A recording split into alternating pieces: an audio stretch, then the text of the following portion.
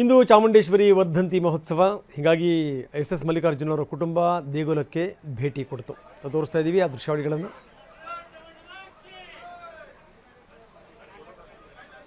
ನಿನ್ನೆಷ್ಟೇ ಕೊನೆ ಕ್ಷಣದಲ್ಲಿ ಅವರು ಮಂತ್ರಿಯಾಗಿದ್ದು, ಈಗ ಪತ್ನಿಯ ಜೊತೆಗೆ, ಪತ್ನಿ ಸಂಸದೆ ಪ್ರಭಾ ಮಲ್ಲಿಕಾರ್ಜುನ್, ಪುತ್ರ ಸಮರ್ಥ ಜೊತೆಗೆ ದೇಗುಲಕ್ಕೆ ಭೇಟಿ ಕೊಟ್ಟರು.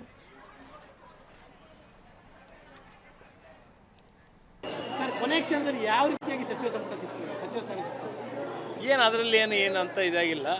ಫಸ್ಟ್ ನನಗೆ ಬೆಳಗ್ಗೆ 10 ಗಂಟೆಗೆ ಫೋನ್ ಮಾಡಿದ್ರು, ಹಿಂಗೆ 4 ಗಂಟೆಗೆ ಸಚಿವ ಸಂಪುಟಕ್ಕೆ ತಾವು ಬರಬೇಕು ಅಂತ ಹೇಳಿದಾಗ ಸ್ವೇರಿಂಗ್ ಇನ್ ಸೆರೆಮನಿಗೆ ಆಯಿತು ಅಂತ ಹೇಳಿದ್ವಿ. ಅದೇ ರೀತಿ ಮತ್ತು ಆಮೇಲೆ ಲೀಸ್ಟಲ್ಲಿ ಚೇಂಜ್ ಆಗಿತ್ತು.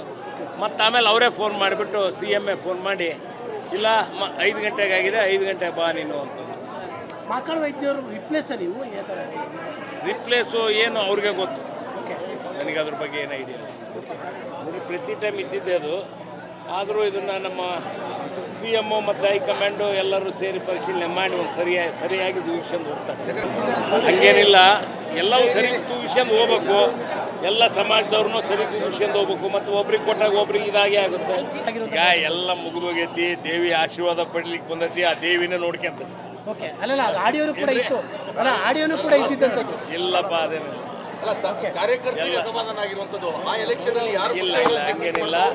ಹಂಗೇನಿಲ್ಲ, ಯಾರಿಗೂ ಏನು ಅಸಮಾಧಾನ ಇಲ್ಲ.